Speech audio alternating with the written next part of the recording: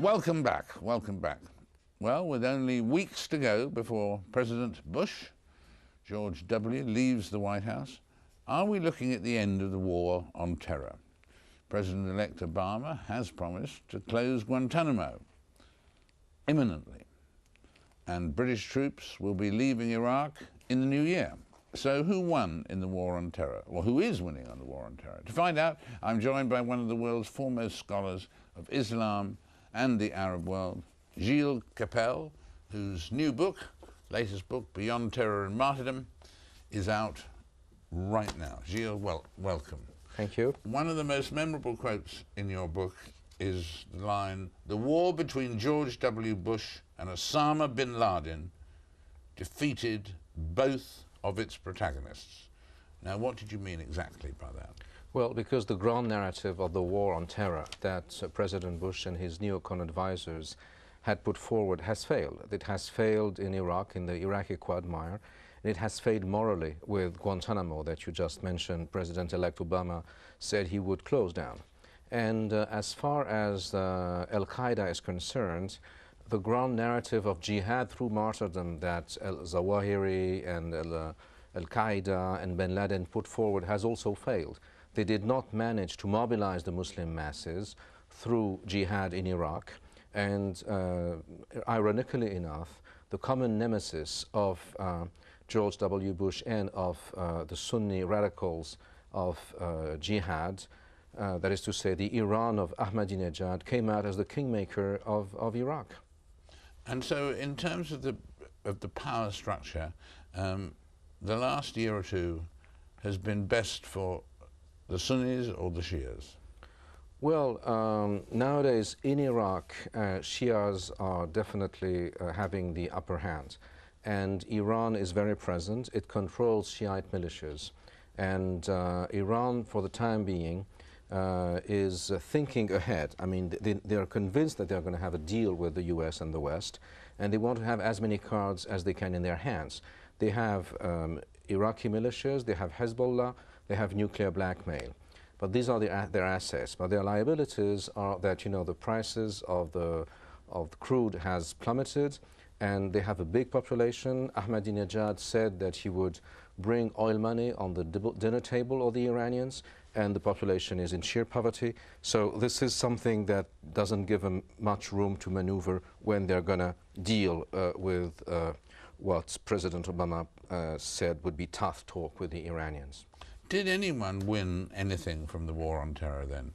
You say George W. Bush didn't, and you say that the opposition and so on did not to them. Did anyone gain from it?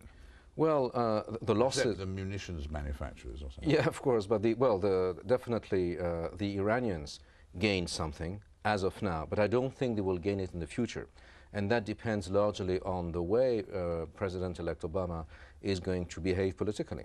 I mean, as far as of now, he has said that he's going to pull out from Iraq. That means that he's going to have a deal with the Iranians, some kind of a deal with the Iranians, and he's going to concentrate on Afghanistan and Pakistan, that is to say, to sort of wipe out the radicals who are there, and Predator drones have made considerable progress, and they're killing scores of people in the Al-Qaeda and Taliban establishment.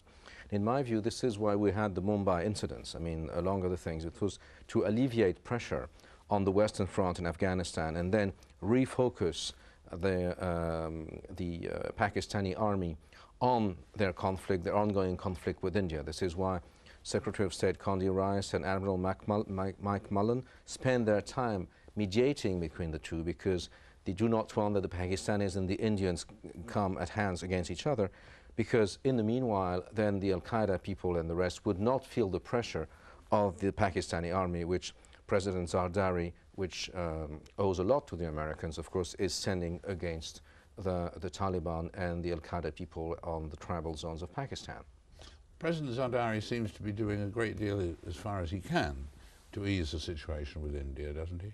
Yes, he definitely does, but as opposed to President Musharraf, his predecessor, he doesn't have that big of a constituency Within Pakistan, definitely he's been elected, but in terms of army support, he doesn't have much. And he is, to a large extent, compelled to move in the way America wants him to move. And this is not going to last forever. So either Americans have a big success, a military political success against the radicals and the jihadists, or it's going to be harsh for Zardari. And you know, the Mumbai incidents or bombings or attacks, and the recent statement by Ayman al-Zawahiri calling Obama a house Negro, or as they say in Arabic, Abid. Abid means both slave and nigger, if you wish, in Arabic. This is something that sends a signal to Obama that there is no love lost, and that he's not going to benefit from any respite from the radicals and the jihadists. And in terms of Islam and the West reaching some sort of understanding, some sort of concordat, you think that that could actually spring into action, into reality from Europe? I guess so, and I think that there is no such thing as Islam, on the one hand, a closed Islam thing, the box, and the West in the other. And this is something which is also very evident for us in Europe. I mean, in France we have 4 to 5 million people from Muslim descent. There are a number in Britain, in Germany as well. And those people definitely are sort of, in a way, they have Muslim culture, something which they can understand in a different way. Not everyone whose name is Ahmad is prone to be a Salafist, right? And I believe that out of this generation will come the role models for the definition, you know, for what a young Muslim facing globalization or within globalization can look like. And you know, Islam is something which is just like Judaism and Christianity, prone to have to come to terms with the modern world, and it has to some extent. It has done so in different ways. Some of them have been violent, but I believe that there is a future in that relation. We all hope so. Thank you very much indeed, Gilles. You're most welcome. Now, whatever happened to Renaissance man, someone who can dabble across disciplines in the arts, science, religion or politics? Men like Joseph Priestley, discoverer of oxygen, nonconformist preacher, and friend to the US founding fathers. A new book by modern Renaissance man, Stephen Johnson, bemoans the fact that 21st century specialism means that few people can nowadays cut across the boundaries. And Stephen Johnson joins me right now. Stephen. Great to be here. And good to have you with us, good to have you with us. And it would seem that you're brilliant, really, at going back to a relatively forgotten historical event or person and making it relevant to how it changed the world and is relevant to us today. What is the world-changing experiment in this book, which I'm holding up now, called The Invention of Air? What's the world-changing experiment in here? Well, thank you very much first for saying that.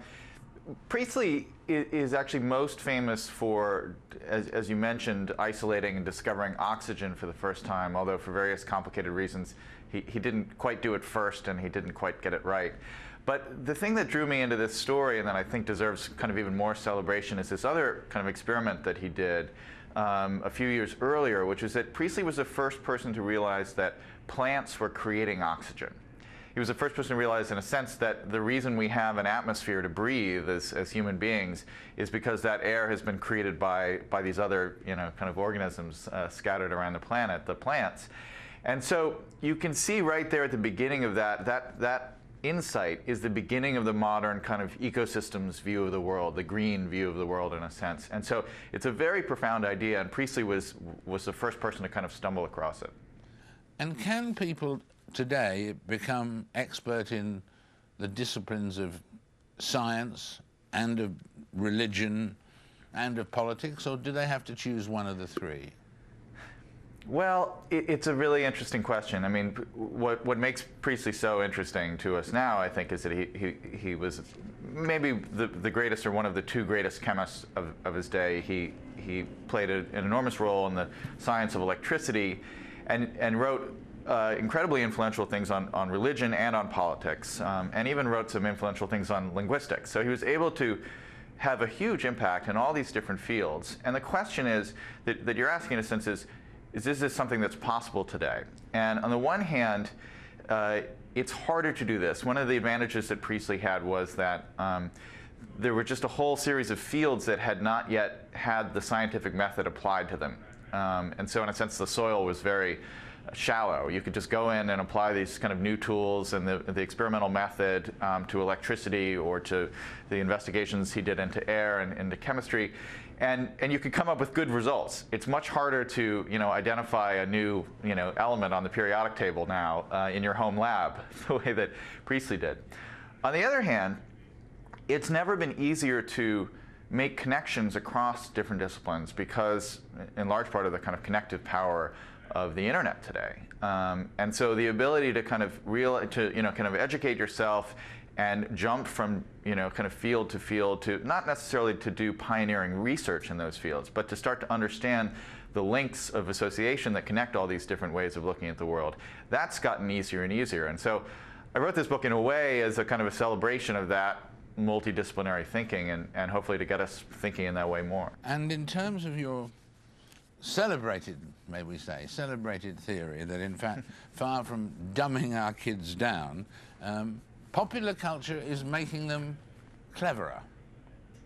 How do you figure that out?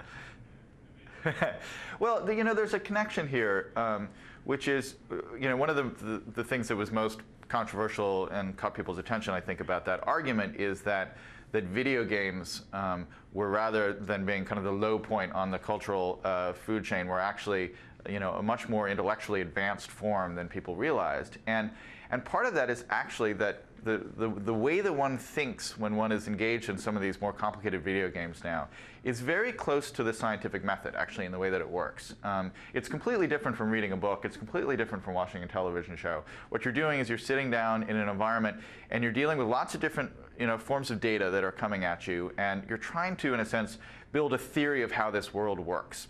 And you build a hypothesis about this might work here, this might work here, this might be a good strategy here, and then you execute that strategy, and you get feedback from the world, and then you have to alter your hypothesis based on that data. And that's precisely the kind of way of thinking that one uses in a lab when one's working on a kind of a scientific experiment. And what you're finding now is that 7-year-olds are doing that for fun in their spare time, playing these really extraordinarily complex games on their television sets or on their computers. And so if you compare it to what my generation was doing when we were 7, which was sitting around and watching Gilligan's Island on television, the argument was that we're actually getting, the kids are getting more challenging information and media from this new environment than they did, say, 30 years ago. Video games are even better than Gilligan's Island. This is exciting news. Thank you very much for being with us, Stephen. We hope to welcome you to the studio next time you're in London as well. That would be my pleasure. Thank you. That's it for this week, I'm afraid. In 7 days' time, a special edition of the show where we will try to look forward to 2009 at the stories which might shape our world in the coming months, and to look back at the year 2008. See you then.